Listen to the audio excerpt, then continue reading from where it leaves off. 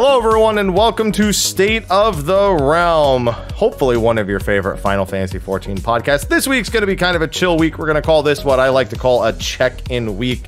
A few very random things have happened in the past week or so. So we're just kind of going to do a shorter show to catch up on all of that stuff. Maybe 45 minutes to an hour at most. We do have plans for next week. Next week we will have Frosty TV on to talk about the recent PvP updates. And we haven't had him on in so long because he's been busy, you know, being a dad. And so we need to get his thoughts on all the new PvP stuff. And then following that, on the 23rd, I believe, we have Pyro coming on to talk story stuff. 6.1 and overall. Yes, we've been... Yes, it's that should be a fun one. So we got plenty of plans for the next several weeks. But right now, let's do this, I guess. I'm Mr. Happy, and of course, Sly is with me, and he's smiling already. Oh, Sly. You know, like, I reached out to you earlier this week, and I wanted to make this a show. Yes. Because, like, the topic we're going to talk about, I mean, we've had one show about it. Just one. Yes.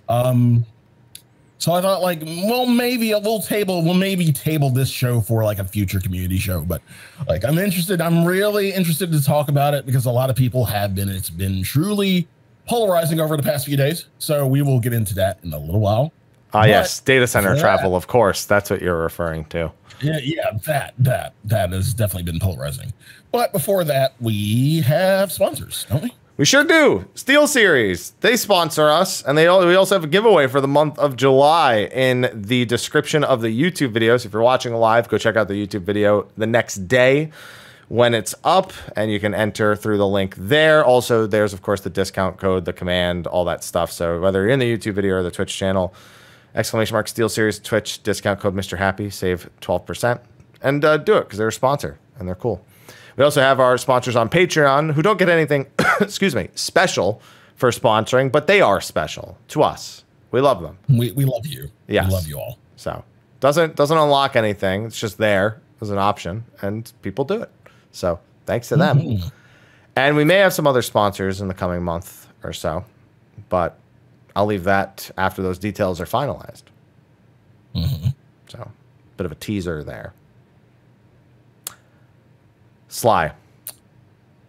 Where the hell do we start? Do we start with the fun stuff or do we start with the game stuff? Let's start with the game stuff. The game stuff? Okay. Yeah. Well, we had patch 6.18 this Tuesday. Despite being a smaller patch, it was a heavily anticipated one with several features being put into the game. Right. All of which had some troubles, or have some troubles, I should say. Again, before this came out, like before my birthday celebration, I was like, yeah, this may be a gift and a curse. Curse because, well, maybe it's not going to be there in time for my birthday celebration, but a gift because it will probably be broken in its implementation the day of, and that did not fail. Well, the expectations didn't fail, but it certainly did. Yeah, it did. Few people, when I say a few, I mean a lot of people, definitely had issues with data center travel. Happy, did you do a lot of DC travel the day it came out? Hell no! I knew better than to try to use that the day it came out. I don't know why anyone would think that everyone's like, oh, I can't wait to use it. I was like, you probably should, because if you know how this stuff normally goes, it's gonna be rough around the edges the day it happens, especially given how protective they're trying to be of making sure there's no lost data in the process. And that was certainly a time for quite a few people. Did you do any, Sly, or were you also smart enough to avoid even attempting it? I did some yesterday. Okay, but not the day of. Not the day of, no. Okay. Good. The day of, I actually took to rest because like there was so much that went on between my birthday celebration, my birthday, Merc a day. Like after that, I just needed a day. And then of course the day of, which was Tuesday, the day I took off, the world just goes completely to shit. And I just read Twitter and I'm like, man, y'all can't like, can y'all just chill? Like every time I like decide to take a day off and I'm asleep, the world just goes completely to shit. The game goes completely to shit and things happen.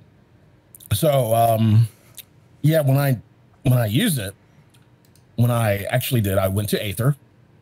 First place I went to Greg actually, just to say hi to people and whatnot, just to see how it was. I didn't do anything. The time it took me to get there was 25 minutes. Which 25 minutes, Jesus fucking Christ. I know that they're deliberately throttling it because of the volume of people trying to use it. Yeah. Even still. So glad. Yeah, I eventually got there. And, you know, just said hi to a few people and then made the smart decision to go back home, which didn't take as long. I think it was like maybe 17 or 18 minutes. But yeah.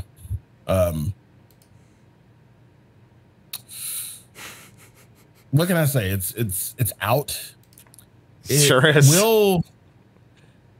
I think it will get better in the coming weeks.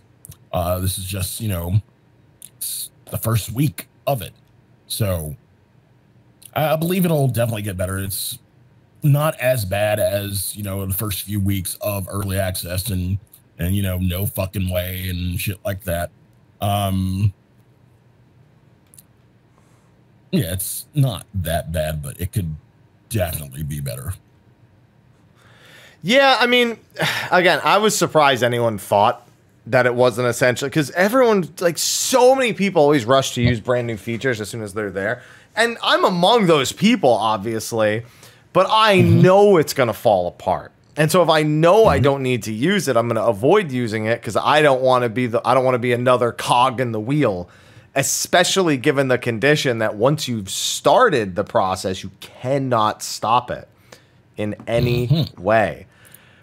Yep. Which was an issue that was compounded upon when they started having troubles with it. And then people were locked out of using their entire accounts because it would tie up the entire account as they moved the character. So you couldn't even log into another character while it was ongoing, even if you were like forced off the screen or something like that. Yeah, you can't even do it in the background area. You can't like say, I'm going to go back to my home data center and then just shut off the game. You have to completely wait to get to your data center before you know, think about closing out the game, which is, I feel like something they kind of missed out on. I mean, yeah, there's a bunch of technical issues with that, and like I can't even begin to think about what goes into that. But yeah, just being able to say, I'm going home, and then just shut off the game, and once you get back, you're home. That would have been nice. That would have been really nice. Instead, you just have to wait. So it's one thing I really think they kind of missed out on. I don't even know if it's so much that they missed out on it, or it's just the way that the data transfer has to be done doesn't allow for something like that. It wants like the consistent connection, even though technically you're not the one doing the connection. It's all on the back end, which is probably to protect. There's probably something about it that holds it up that doesn't make that an innate option for you to approach. Right. But I don't know. I'm glad it's in the game. I don't really know when I'll use it. I have a feeling more so that I will only use it when absolutely prompted. Like if you were holding an event and it was on Primal, I wouldn't make a level 1 Primal ult. I would go ahead of time, you know? Yeah. Yeah. So it's really to save face. Or if like I joined a group that like was of all data centers and they wanted to meet on one, you know, the fringe cases where I will be using it are great. But the people who are going to be using it frequently, I don't know exactly for what, but they there's probably going to be wait times on it for quite some time. Exactly. Excuse me. I just get coughs in the afternoon as of late. Well, either way, hopefully it smoothens out, especially with 6.2 still about, I mean, depending on your prediction, 6-7 weeks at this point it would be. So just depends on what camp you actually fall in. But that was just one piece of the patch. We also had some PvP adjustments in the start of PvP Season 2. Now, before we talk about the actual adjustments that were made, Season 2 has run into a bit of a snag that you and I were indeed worried about when we spoke about PvP after the initial changes, when we had come on the show and had a few guests on. We had Brian on that show. And we were worried about seasonal reward structure. Yep. And I think for good reason, seeing that Season 2 is now officially out, and it is exactly what we thought it would be, which was also not what we wanted it to be. Basically, the only change to the rewards from season to season, at least for the first two, appear to be a difference in your adventurer plate and the number that it portrays. So every season has a number attached to the portrait unlocks, and so that just indicates what season you obtained that rank. That's issue number one. And honestly, I get why they probably want to save rewards for series because they're wider. It's wider appeal. But I don't think you can ignore seasonal rewards or minimize them either, because it is the most competitive PvP sector out there. But again, I understand. Like series, you know, it's a bigger pool when it comes down to rewards. So how do you combat this? How do you fix this? Do you make the seasonal rewards greater and more meaningful?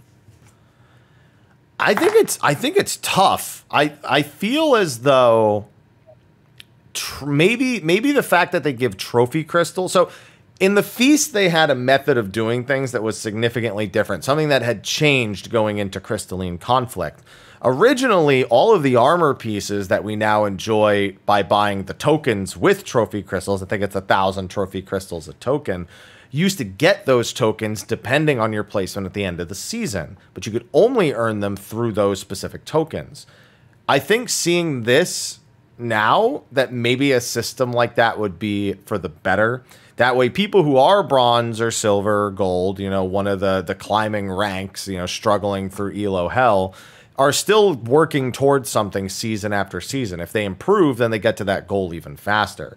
The people who can climb to the top can achieve the higher reward structures for those tokens and obtain whatever rewards are exclusively tied. So I think I don't think they should tie specific rewards to getting crystal or top 100 that aren't what they are now. They could, but I think it would receive exactly the backlash it did before. But instead, put rewards in a pool of options that you can then purchase with the tokens you get from placing in a season, and the higher you place.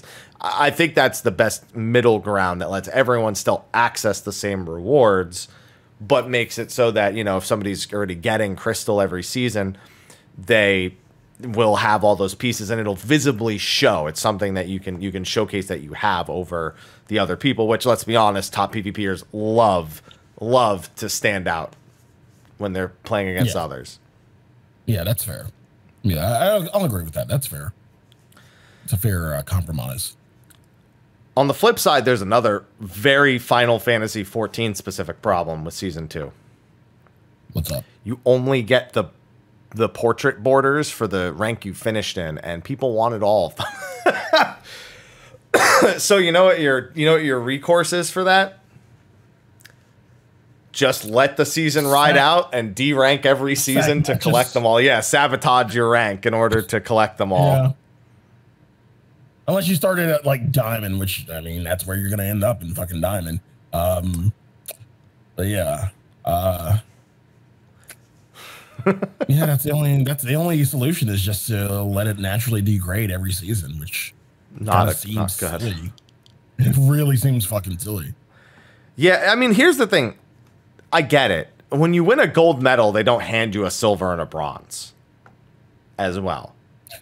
Right. I get it. But in games, when you get gold, you also get the bronze and silver rewards attached with that. If you got gold, you pretty much got all of it in games. Yeah, generally you work up through the rewards. And the wording also made it seem as if you would. People thought you'd also get all the trophy crystals, especially. That was even the bigger thing. Like, they thought you'd get like 12,000 trophy crystals instead of like 4,000 because you would get all of them collectively through all the ranks. The biggest problem with this, and I am at a crossroad with this currently, is the thought of needing to not play the content to collect all of the potential borders that you could want. Because I like the gold, diamond, and crystal borders. Ideally, excuse me, I want to use the crystal border the most, but I still like the way the other ones look. But I have to weigh the idea of climbing next season, again, from an even lower rank versus just saying, whatever, I'm not going to get this. And I'm currently sitting at Diamond 4 with 3 risers. I played like a dozen matches, got up to Diamond 4, almost Diamond 3. And I was like, if I stop at Diamond 4, I will only go down to Plat 4. And then I can climb from Plat 4 back up to Crystal for Series number 2. And I might commit to that and that as a whole. It seems so idiotic to do. Oh, I might just do it. Listen, I can fix it whenever I want. Getting the crystal is not going to be too much tougher than it was. It's not going to be much different than climbing diamond before. But we've gotten a season under our belt. Yeah. So it's not like your first initial climb when people didn't know what the fuck they were doing, and it was a little bit easier in that like first week. In that first week when people were still getting acclimated with everything. So that climb was a little bit easier. And then it kind of like petered out and people started, actually learning shit and knowing what the fuck to do in a match. Now we've got a season under our belts and, people are experienced. Some people who didn't get the rank they wanted last season are a little bit hungrier. I know quite a few who are. The climb might not be as simple or as easy as you experienced last season. I think that's only true if you didn't really earn the rank. Like, you earned it only because people were new. I think if you're someone who was going to get to Crystal, it doesn't really matter the season, because people on your team are, in theory, fucking smarter. In fucking theory, they're smarter. In theory, yeah. Keywords. Yeah, because it's 2 teams that know what they're doing. It's not just the enemy team that knows what they're doing better. Your team is too. So as long as you picked up all the lessons along the way, you should also be better positioned to climb, assuming that you are, you've grown and you can actually still PvP. I went white mage and we started running through matches exactly as I remember. It was no different than the last time I did it. I think whatever like small nerfs they hit white mage with way back, when I was already crystal, I'll probably just climb it again if I want to. Talking about this makes me not want to stay in diamond, though, I'm going to admit. It makes me want to abandon the whole Plat 4 plan and just get back up to crystal. So might do that before the end of season 2. That shouldn't be too hard. But it's, I think it's a system that's self-defeating. And the Feast suffered from this as well. There are people who did this in the Feast because it's not just the plates. There's also titles from ending in a certain rank. And the problem is people like to collect everything they possibly can.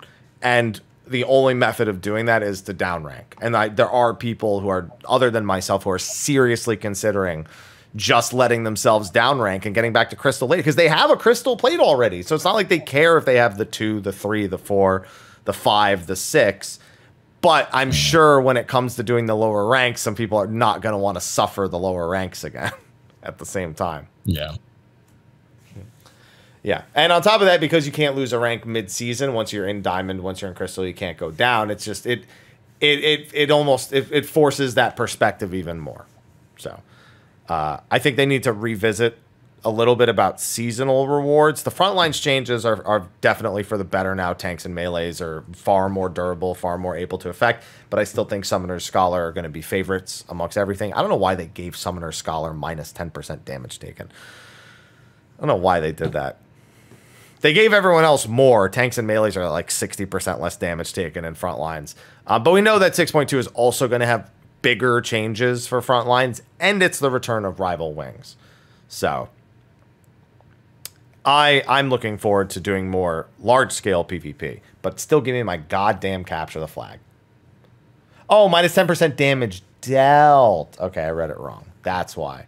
It was thrown in there. Oh, yeah, no, that definitely needed to fucking happen. Fuck them. There's going to be more adjustments to that later.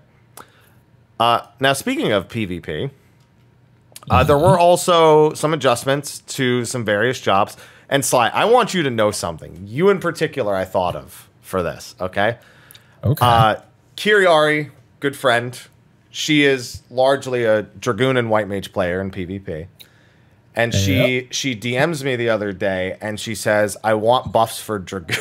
And the first person I thought of was you. She was like, it's just, I feel like I'm playing a range DPS. And you think? You fucking think? Oh, man. And it was just, I thought it was super funny because I was like, oh my God, I've dealt with this exact conversation before with Sly. Dragoon does so good still. You're just mad you're not one-shotting everybody anymore. No, I'm not even, like, I've never been mad at that. I mean, I knew Dragoon was, like, already strong, but there are limits. There are but you want to fucking stun, Sly. It's overboard. I want, no. Even Brian said that shit wasn't overboard. And he was playing, like, I remember a few weeks back after we had our show, and Brian was like, yeah, Sly, maybe you're fucking right. And like, I know I am. Shit, it is so fucking bare bones. It's not even fucking funny. Do not give Dragoon a stun. Do not do that. Give us something. Silence fucking something. I mean, that shit was a I'll give you this, Sly. I'll give you this. After you land from your ultimate, you cannot be CC'd for 3 seconds. That's all I'm giving you. Hooray! I'm not giving you anything else, because Dragoon is an absolute fucking menace. As it is still. Does it one-shot whole teams like Samurai? No. It's a bare bones fucking kid. Everyone's is Sly. They got like 7 abilities. No, it's not. Like, everybody else has, like, either a stun or a fucking silence attached to something. Yeah, the other jobs don't also deal the entire HP bar of the enemy team. You're just greedy. Just greedy. That's all it is. They have a fucking root. Everything. We have damage. You're just greedy. You're just greedy. That's all it is. It's just greed. It's just endless greed. I know greed when I see it. Whatever. Aloha. Hey, now's not the time. He wants to be part of the show too. Yeah, death is the best form of CC. It's a stun, it's a sleep, it's a silence, it's everything. Stop it. Stop it. So they did make some balance adjustments, not to Dragoon, but to a bunch of other things. Paladin a little... Of course they did. Yeah, because they know. They know. It was smart. Paladin, just a little bit less damage reduction on Holy Sheltron. Paladin was a much more popular pick towards the later ends of Season 1 for one very particular trick that they could pull off, but they also had a bunch of things to support it. The act of... And by the way, so there was a Black Mage that I was playing with and against going up through Season 2, going up to the rank, and he eventually ended up on a team with a Paladin. And it was a complete wash because we couldn't do anything to that Black Mage. It was the scariest combination by a fucking mile for solo queue because not only could we not kill the Black Mage already because of the CC spam, because of the sleeps, the heavies, the binds, But then he'd get covered by the paladin, and then he'd just pop an elixir while standing in the middle of the team because he couldn't be here. He's like, oh, fuck it. All right, here we go. I got an elixir. What do you know? And we saw a lot of that in the end of Season 1, is paladin cover into an elixir while standing in the middle of the team. And it's sickening. Hey, Dragoon's a counter to that. Did you know that? Dragoon's a counter to that? Because they hit the paladin and the person with the elixir at the same time, and they just they can one-shot them with the ultimate no matter what, as long as they don't have both of them. Yeah. Well, you only kill the paladin, but it's as long if they don't have any defensives up, it's pretty much a guaranteed kill. Yeah, yeah. So you kill the paladin and then like get like a GCD on whoever they're covered, and yeah, that's 2 kills. Yeah, if you actually get it quickly enough, you can stop the elixir, and then whatever they're at, they're just kind of screwed. But yeah, Dragoon's counterplay to paladin. What do you know? In the tournament that +1 held, paladin stopped being played as much once Dragoon started doing that. So it was fairly interesting to see that evolution over the weeks. Aloha. So greedy. This is why I didn't put this here for the longest time, because then you just jump up here. You just want to be part of the show, and then you put your paw on me all the time. I see how it is. Warrior got rebuffed. They were nerfed a little bit during Season 1, and they got rebuffed. Onslaught and Orogeny had their base potencies brought up, which also brings up their maximum potencies. And Warrior is doing Warrior things again, but pretty much as it did before, with just a little more punch. Yeah, it just feels like mid-Season 1 Warrior again. So they're feeling pretty good. Dark Knight got some pretty significant buffs. They actually had their base potency on Blood Spiller increased, and the threshold for the maximum potency is now 25% of their HP. I believe that means that even if they heal themselves during Eventide with an attack, that they will still have the full potency of Blood Spiller. So it allows them to put out a lot more. And Eventide now always does at least 10,000 potency. So Dark Knight's eating really good. I saw a lot of Dark Knights in Diamond climbing up to Crystal, and they certainly felt a lot more impactful than they did prior. So I was glad to see that. Gunbreaker, being a Gunbreaker, still just accepting that they're a DPS in disguise. Yeah. And man, I saw a few Gunbreakers in Diamond, and that shit hurts. Aloha. That shit hurt. I'm seeing a lot more tactical play around Junction Tank too. A lot more people swapping to Junction Tank in the more dangerous parts of the game, if possible. If there's a tank on the enemy team, if there isn't, then they're stuck with Junction DPS, and that kind of creates a little bit of a problem. But then they can also just absolutely murder anyone. Every ultimate they have is a scary, scary time. Wow, I wish this cough would stop. That would be great. It's only I blame him, honestly. He apparently doesn't blame him, given that I pointed at him, and that's it. Aloha. I'm the only one home. I know that, but you also, it's not eating time yet. I could just do this. Will be the show. Aloha. He doesn't even want pets. He's actually fucking annoyed right now. That's the worst part. He just thinks it gets him food. He's like, this is what they fucking like. Just fucking put the food in the goddamn bowl, you stupid fucking human. Isn't that right, buddy? Ninja, slight nerf. Unsealed Satan Tenchu, reduced from 10 to 8 seconds. Not at all. Not at all anything that they're gonna feel a major effect of. Machinist gets a movement speed buff when they're overcharged now, or when they're overheated. And their mortar is insanely strong now. It's a 6,000 point shield every time it ticks, and 6,000 damage. That's insane. Machinist, major powerhouse. I mean, it was slightly a powerhouse early on, and now it's just, jeez. He doesn't like this. He's very much not a fan. Hey. I still don't like the way Machinist plays, like in PvP now, as opposed to what it was. I still don't like the slow pace that it has. I'm not a fan of the mini cast time in PvP, even with the slow movement speed. The main reason being is if you want to guard or heal and you've already committed to that slow charge time, moving doesn't cancel it. And so the only way to cancel it is to use I think spam escape or use a cancel cast macro.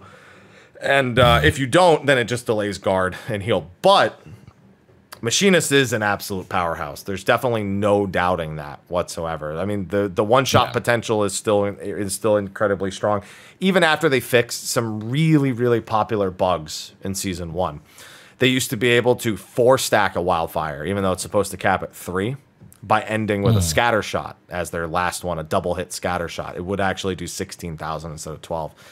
And they also used to be able to proc it with Bioblaster. So they could put on Bioblaster and a wildfire, just walk away, and it was a guaranteed explosion, a guaranteed 12,000 point explosion plus the dot tick. So there's a lot of little things you used to be able to do, and while they've taken those away, they've given it a few things back.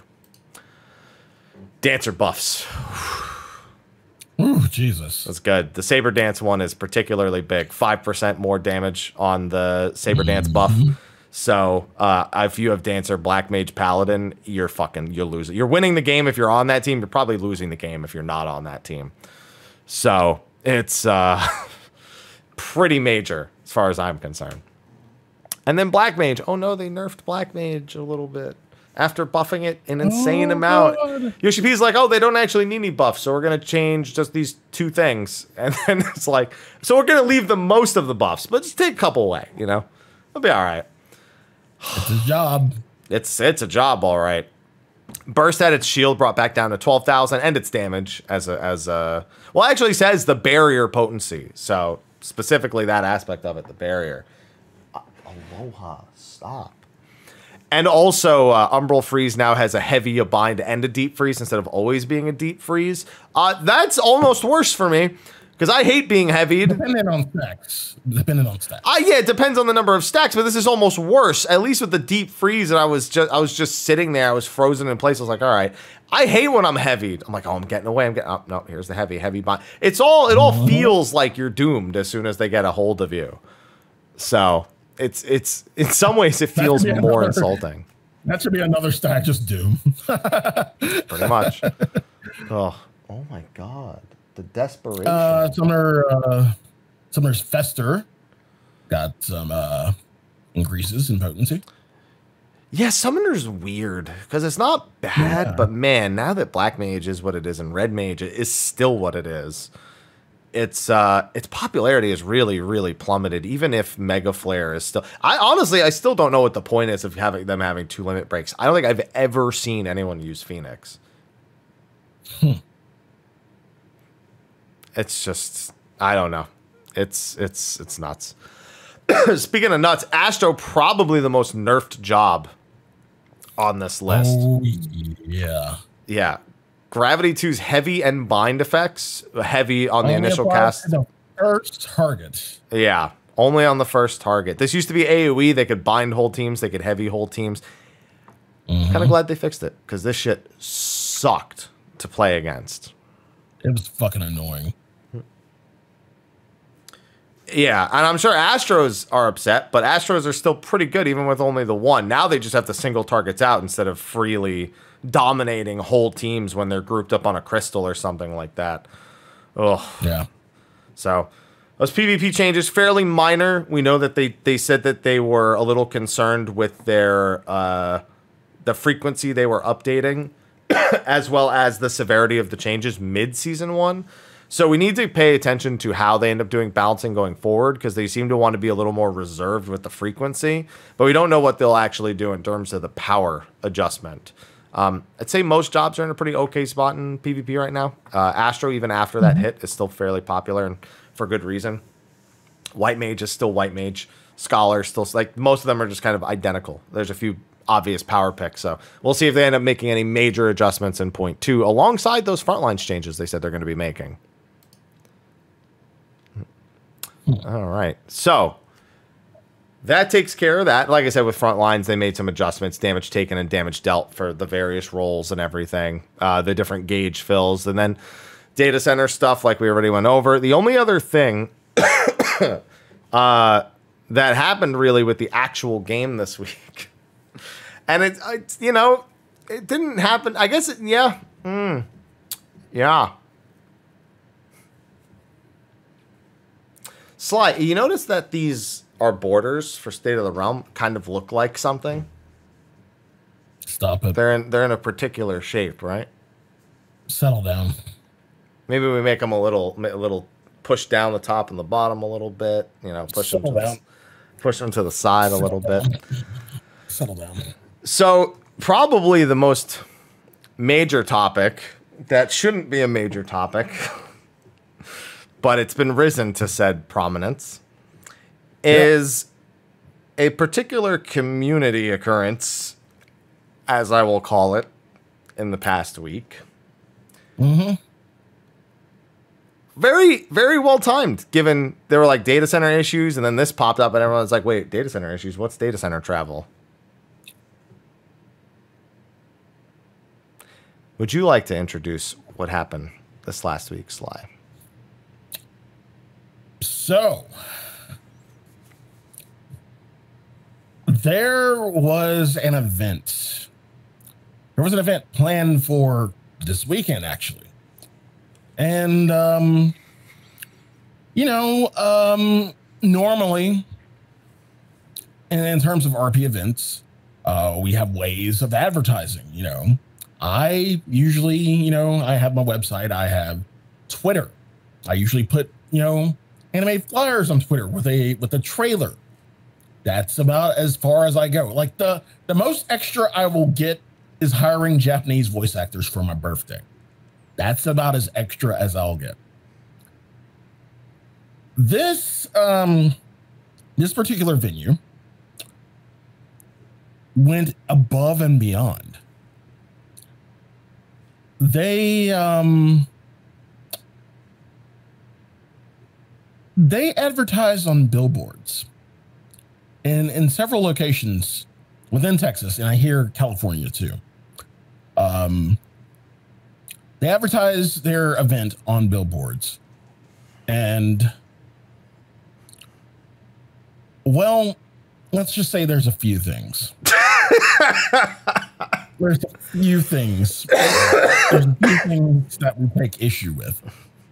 One being the fact that there was data mined. Was it outfits? I think the top outfits on the Viera was data mined back in April. Yeah. So there was that. You know, mods, of course, use of mods. The hair. You know, Yoshi P is vehemently against. And then they just put the Final Fantasy 14 logo on the billboard as well, which definitely introduces, you know, legality issues, among other things.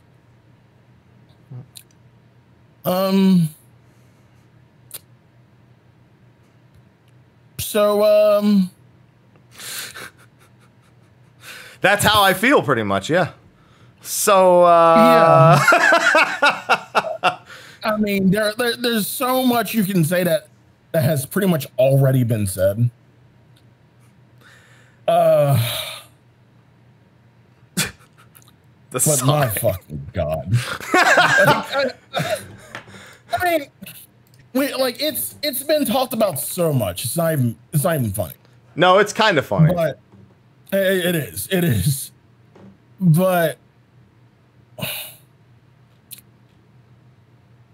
I'll say this: to go to their establishment and to harass them it's not a good move. It's not a good move.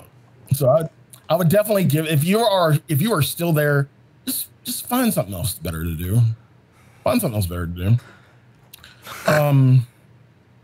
Because you just definitely give this more attention than it definitely needs. Yeah, it's no good. You're very likely to get banned if you actually go to the house and harass them. If you can be banned for that. Right. And then the topic comes up of ERP. we always get into this topic of ERP versus RP.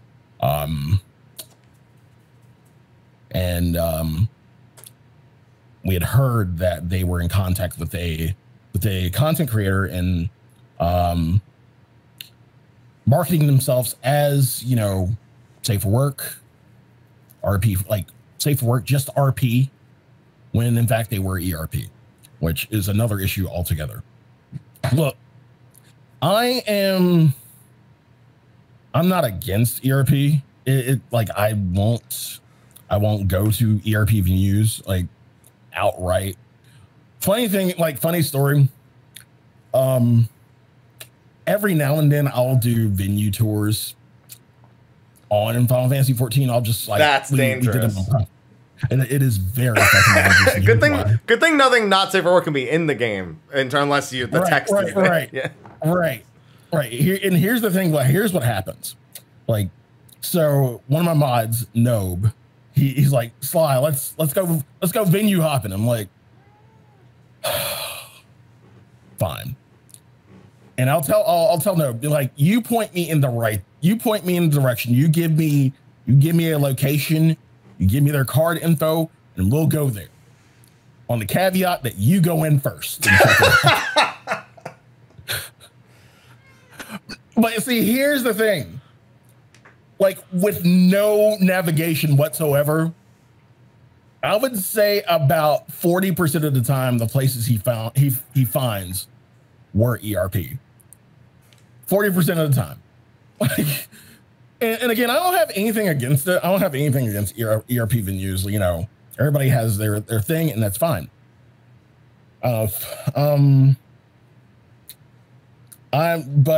to kind of market yourself as non-ERP when in fact you are ERP is kind of scummy, and to do it to a content creator is very fucking scummy.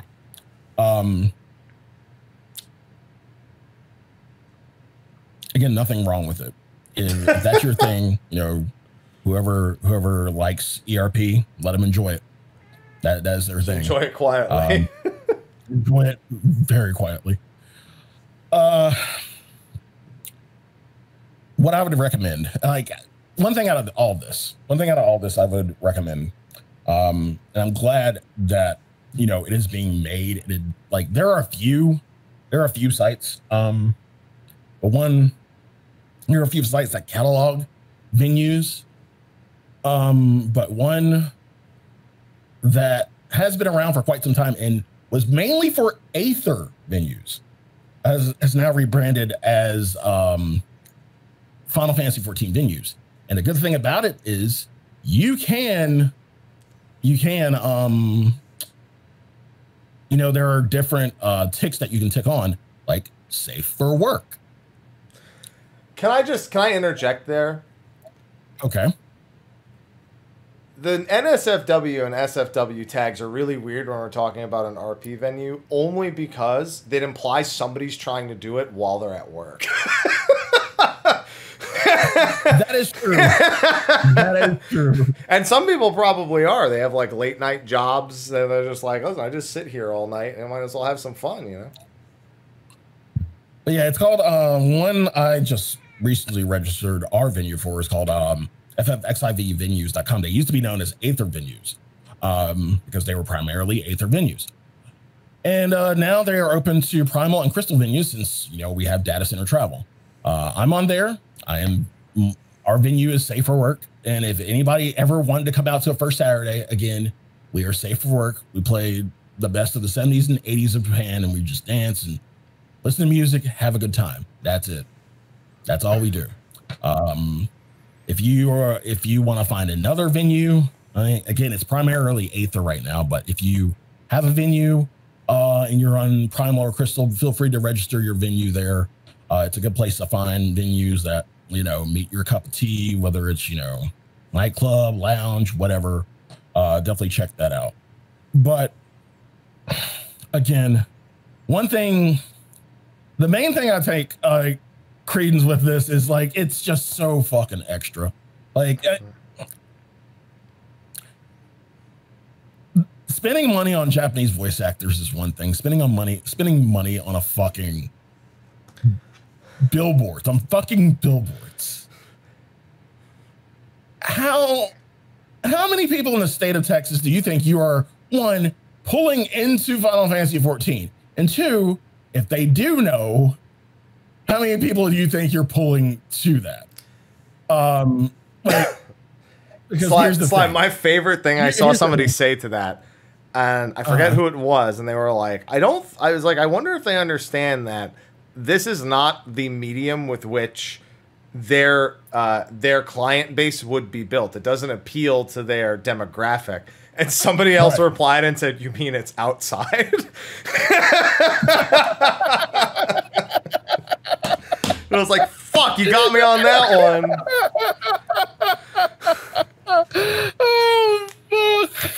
I mean, but it kind of makes sense because, like, who's driving down the freeway and they're just like, oh, "I'll check that venue out when I come home on Friday or Saturday." Holy shit! I mean, I did get somebody like a few of my Texas viewers. They're like, "Yeah, so I saw the billboard. There are pictures. People have taken like selfies with the billboard. Yeah, yeah." Oh my god! That's how I know it's real. Because I refuse to believe it was real. I don't think the other three are real. I think the story about there being 4 of them. We haven't seen. I don't think we've seen real proof of that. Yeah. But I'm just sticking to trailers. I'm just sticking to trailers and flyers. That's pretty much the extent that most people who own a venue will do, is they'll either post like a flyer on Twitter or a trailer or something. Yeah, just keep it within the bounds of the interwebs. Now, that's the part that I found interesting. Because for me, seeing this was an, oh my god, facepalm, and that's kind of the end of my logical reaction to it. But then I wanted to know how close this is to being okay. And it was pretty close by my own analysis and by one Hogue Law on YouTube, who I tagged Legal Eagle to see if he could approach it. Somebody else tagged Hogue Law. Hogue Law had a video out the very next day.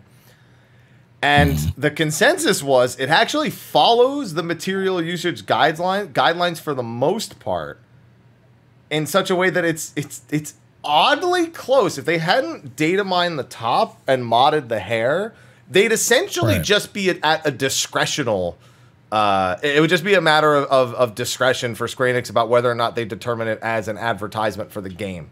Because they had the logo, they had the disclaimer for the logo, they had the disclaimer for using in-game images, they had an image in-game, and there's no brand guidelines for Final Fantasy XIV in regards to font and in regards to spacing or anything in the actual design.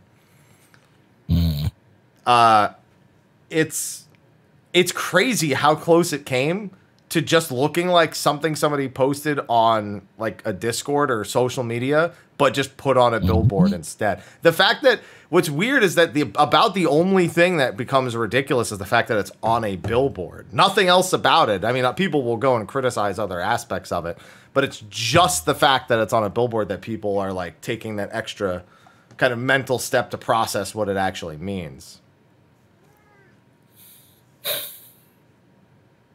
And the consensus was that at worst, this would be a takedown. It wouldn't even be a C and D. Most likely, it would just be a takedown notice. Like, take it down so we don't have to do anything. And it'll be down by tomorrow anyway. Hey, don't you dare get on the table.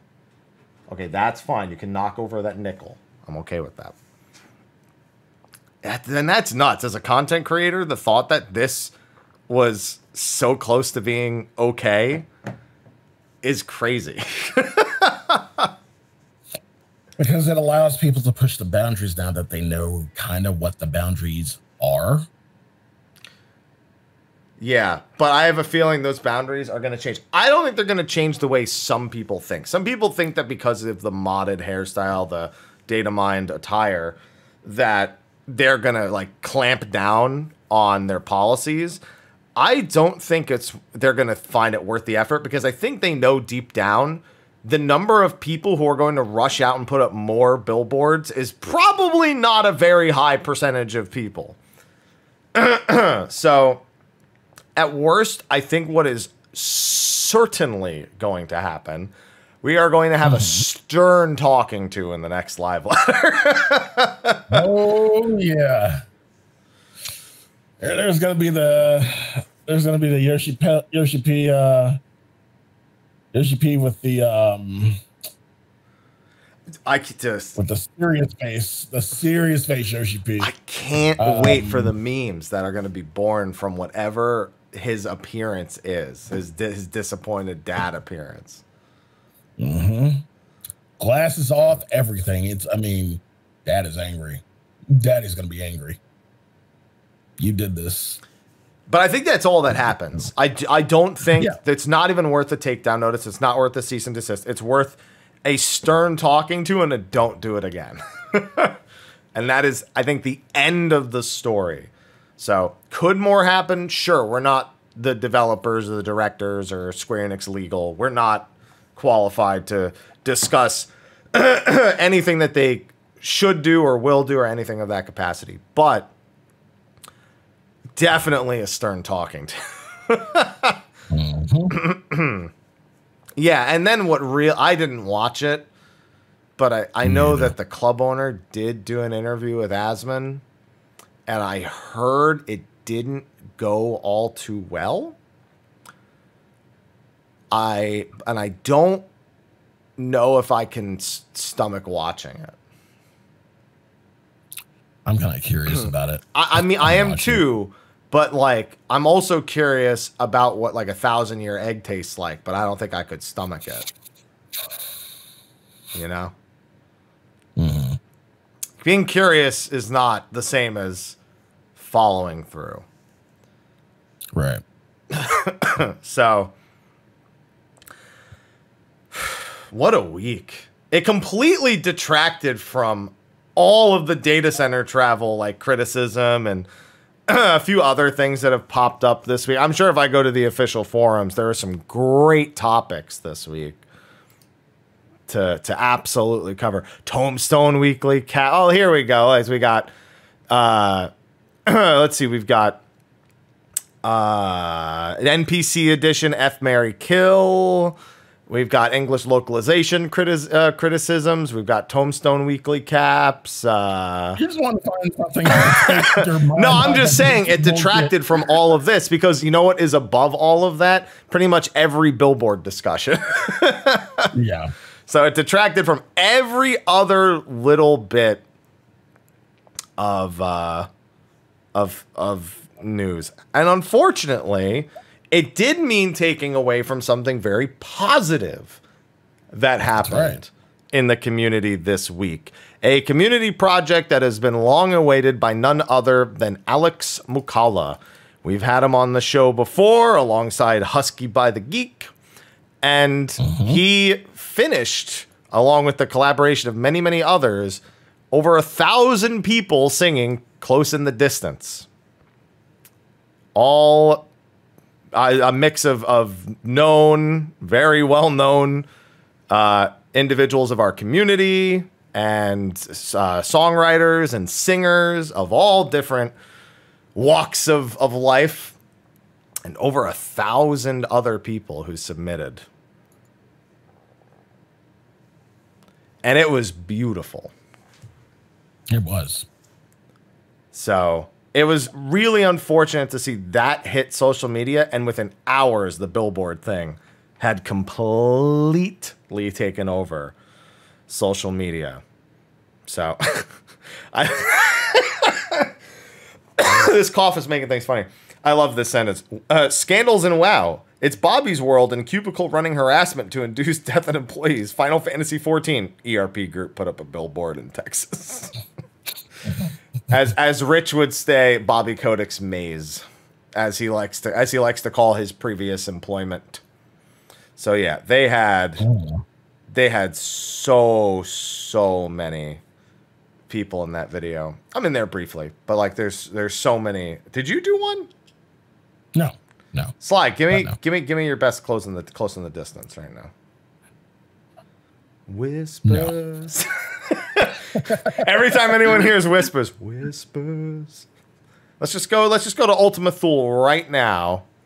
Mm-hmm. Sly, I feel like you would bring the bass. Bass. Not doing it. Not doing it. Now, when are you next drinking? Because then you might do it. I mean, I've had a Hemingway daiquiri this entire that's not enough episode. That's not enough. We gotta get Sly on a club night at Allure or at his home. And, I mean, that is tonight. Everyone, once he's had a few, everybody, you know what to do. Just be like, everyone, when he seems like he's had enough, I need you to type in his Twitch chat, whispers, all caps, whispers. That's it. That kicks it off. Okay. Yeah, Sly, we could do a karaoke stream. You and me. Southern rock karaoke stream? Sure. I'm down. I'm down. Sly's like, yeah, we can do, it's like we can do, what's it called? An instrumental karaoke stream. It's like songs with no words. We'll sing along. We promise.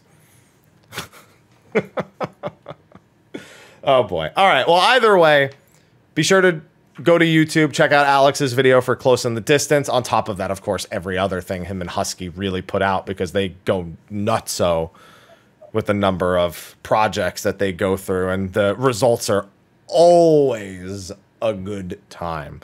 We need another Alex Husky show at some point in the near future.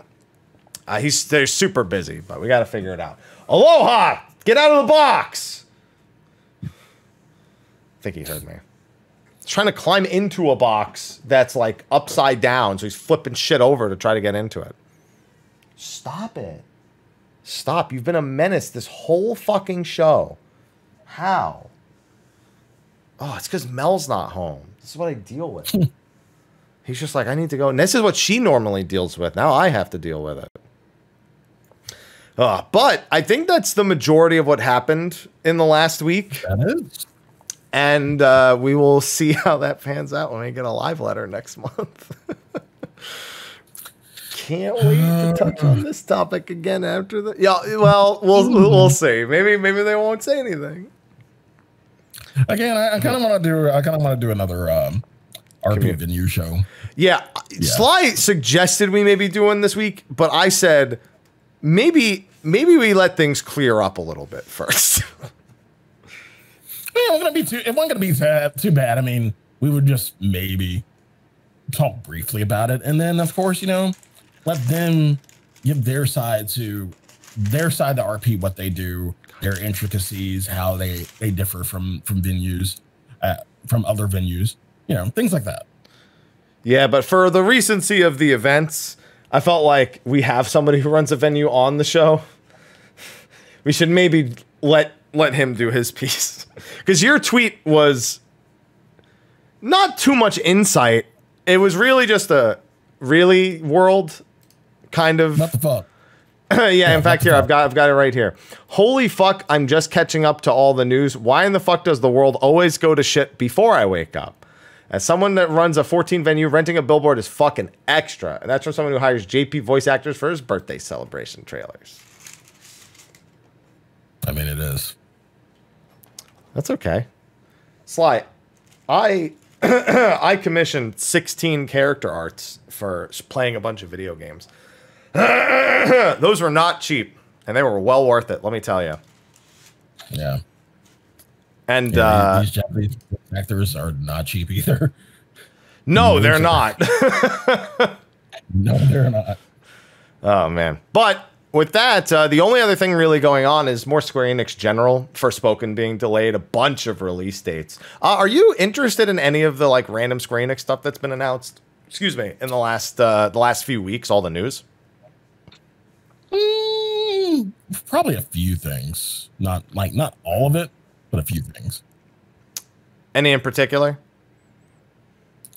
Among the Final Fantasy stuff. Well, not even Final Fantasy. It could be any of the Square Enix stuff. There's Harvestella, Diofield, Valkyrie Elysium. There's a bunch of stuff. Diofield, Harvestella, Valkyrie Elysium, definitely. Those three. Yeah, and I never thought like I would be into something like Harvestella, but it definitely caught my eye. Yeah, that caught my eye as well. Something actually that's definitely should be on your radar. Supposed to be out this summer, but we know nothing about when. Is Front Mission First? Is supposed to be that remake is supposed to be summer 2022, and that is definitely your alley. I know you were playing Metal Wolf Chaos the other day. For America Day. America Day. The president. Because what's more American than the president of the United States saving America from insurgency with a mech? The dialogue, what makes that game so good is just the dialogue. Like, otherwise great game, but the fucking dialogue is just gold. You really have to YouTube it. It's so good. Is it like Yakuza levels of good? I'm trying to think of another, meme-worthy game.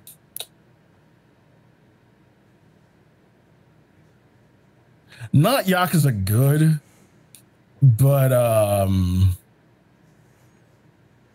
God, what's another game that's got horrible dialogue, but it's so horrible that you love it? Strangers of Paradise. There you go. There you go. There you go. Had to go with that. That was an easy one. Chaos. Oh man. Good compare. Okay, so it's Stranger of Paradise level dialogue. Got it. Yeah. Okay, that is exciting because I don't give a fuck who you are. And his reason for everything, Jody, cancel my plans. I'm going to save America. You know why? Because I'm the president of this great United States of America. That's his reason for fucking everything. Isn't that a FromSoft game, by the way? Yeah, it is. From 2004. From 2004, it was originally on Xbox and then got remade for PC in 2019 from Devolver. God. What a FromSoft title. Hey, maybe that's what we know they're working on something. Everyone thinks it's Armored Core. What if it's Metal Wolf Chaos 2? And it's the Canadian Prime Minister. I don't think that would work. Oh, God. Okay. On that note, though, I think we've really covered everything. So only about an hour show today, but we didn't. We were trying to plan a show, but we got so caught up in the bullshit that we never finished planning the show. So I was like, "Oh, Sly, tell me if you need me to do it." And Sly's like, "Can we do this?" I was like, "I don't think that's a good idea." And then it was just done from there. Yeah. So, but don't worry, we've got the next several weeks of shows planned out. We just need one for the 29th, the 30th. What's that last Tuesday? Then probably another live letter prediction level show. We'll have shows every week up to the patch, and then we'll have Patch Day. We'll have a show that week of Patch Day. We'll have a show the week of Savage. We'll have a bunch of shows. And Sly, I'm not going to promise you anything. Mm-hmm. Do you know Mr. Burns' podcast, The Relic Grind? Uh-huh. That is on Ready Check Radio. Was on there yesterday. And he reminded me, because it's been a hot minute, that I am part of the finals for Final Fantasy Jeopardy. Hey. And I thought to myself, Burn, how would you like to do that for Final Fantasy 14 on State of the Realm? Oh. So I'm not going to make any promises, but because Erzivia is effectively no more, Ethos is focusing on his life right now, and it does not involve Final Fantasy 14. Mm-hmm. We may have a replacement trivia show. Okay. I'll keep everyone in the loop about that one. Did I win the last one? I think I am at the moment the current belt holder. No, I think I won the last one. You won the one before. Okay. I knew I won one of the recent ones. Yeah. Couldn't remember. Probably won't do anything like Jeopardy because he's got like a whole board and it like animates and flips and everything. But at the very least, we might be able to return with some trivia related stuff. We'll see what Pyro has to say about that in a couple weeks, maybe also. I don't want to. Pyro's going to destroy us if he's on that, but you know he could. What's the name of that guy that won like 22 Jeopardies in a row or some shit, like 50 something Jeopardies in a row? I can't remember, but yeah, I know who you're talking about. Yeah. Yeah. So we do have some fun stuff planned for State of the Realm over the next several months. Ken Jennings, there you go. I can't believe they fucking knew that instantly. How did chat? They didn't even have time to Google it. They just knew that. Yeah. Oh my God, your paw's stuck in the. There you go. So with that, let's wrap it up. Sly, it's good to see you, man. Yeah. What are you doing? Good to see you. What are you doing? Hi, aloha. You can find me at twitch.tv/Sly, aka Gray Fox. You can find me on Twitter at SlyTheFox.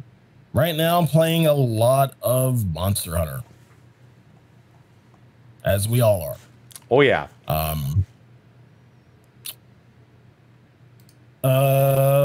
Getting back to Betrayal Legacy on Mondays and a few other things. Yeah, Sly's birthday is coming up in 360 days. Thank you, of course. Yeah. True. Really appreciate it. Really appreciate it. But yeah, thanks to everybody who came out for the birthday celebration. Really appreciate it. Thanks to everybody who helped me celebrate my birthday and America Day. It's fun. It's definitely pooped after that day. But thank you nonetheless. Tonight, well, today I'll be on Rise on Sunbreak. And I'm, of course, going to Allure for their first time being open for DC Travel. So, if you were on 14 tonight, you ain't got shit else to do, hop over to Primal and Ultras. That's where Allure is. So we'd love to have you there. Yeah, that's pretty much it. Gearing up for Soul Hackers 2 next month. So I'll be replaying Soul Hackers 1. Yeah, that's pretty much it. Not a lot coming out. And between now and then. So I think I'm good. And Happy, what are you up to? Man, this is going to be a hell of a next 6 months, Sly. First and foremost, I still have a bunch of 14 related YouTube videos to work on. It's been an immensely busy season, much to my surprise. And with all the news to Square Enix titles as of late, it's going to be busy. Stranger of Paradise DLC, July 20th. Live Alive is releasing July 22nd. Xenoblade Chronicles 3, not Square Enix related, but going to give it a shot, even though I didn't like 2. I did like 1, so 50-50 chance that I'll actually like this one as far as I'm concerned. Not you. Anyway, and then in September, there's Dealfield Chronicle, there's Valkyrie Elysium. October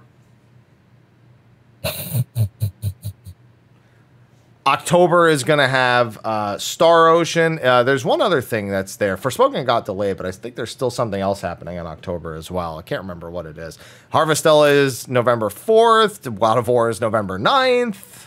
Good old Dad of Boy 2, Father's Day. Boy, we are hunting deer. All right, where are we going? In the direction of deer. My favorite line from the first one. And then what else? There's Pokemon in November. There's so many things. Can't keep up with it all, Sly. But before all that, tomorrow I am getting an early start on an event that will be taking place for the next year, essentially. I have a lot of extra stuff planned, but Final Fantasy Count Up is making an early return. Because I need something to do when I am off. Aloha! No desk. I need something to do when there aren't a billion game releases, or when I've beaten these game releases between them, and I'm between Final Fantasy 14 stuff. So, just so people know, if you're in Alaska or Hawaii, you can find this billboard in various locations. So be sure to go and take pictures with it. Check it out. Doesn't have any information because I don't want them to know where to find me. I just want you to see the art, and that's really all that it is. And my artist at 85JSH, he DM'd this to me literally hours after it had happened. He instantly, without me asking, thought of it and said, "Hey, what do you think of this idea?" And I was like, "I can't believe you've done this. Aw, fuck, I can't believe you've done this." So that was brilliant. And that is going to be playing through every main numbered Final Fantasy game 1 through 15 leading up to 16, with a lot of unlockable bonuses on the way. Some of them challenge runs, like 4 of 1 job in Final Fantasy 1, 4 job fiestas for Final Fantasy 5, new game minus for Final Fantasy 12, even touching Final Fantasy 10 too. The 3D remakes of 3 and 4 mixed in there, as well as a ton of other stuff. Side games like Type 0, Chocobo Mystery Dungeon, World of Final Fantasy, all of those things are going to be mixed in and matched as goals are met.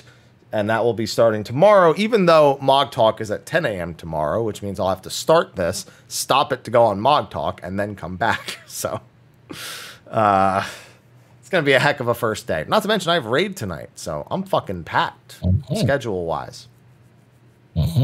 What a time. What a time. Okay, Aloha, fine. You're going to get fed soon. But that's what I'm working on, Sly. Sounds like a bunch. It's a few things. I got some other things in the works too. So some little secrets that we're hiding in the back right now. You know, people don't know about that yet, but we'll figure it out a little bit. That's fine. Okay. Yeah. But with that, Sly, we're gonna wrap up. Thanks to our sponsor, Steelseries and Patreon. If you're interested in the Steelseries giveaway, go to the YouTube video when it releases, or if you're here from YouTube, just scroll down, enter the giveaway. And Patreon, thank you for supporting. We don't get anything out of it except our adoration, and we appreciate that. Okay? We love you. We love you, yeah. But for now, Sly and I will go into a short post show, and then I need to go to the grocery store because I have fucking nothing in my house. I'm hungry and nothing to eat. So that's a problem. That's a problem. Yeah, it's going to be especially a problem tomorrow as far as I'm concerned. So with that, thanks everyone for hanging out. We'll see you next week to talk about some PvP with Frosty. On that note, goodbye. Get out of here. Take care. We'll hang out for post show and then get out of here. All right? Yeah, please do that.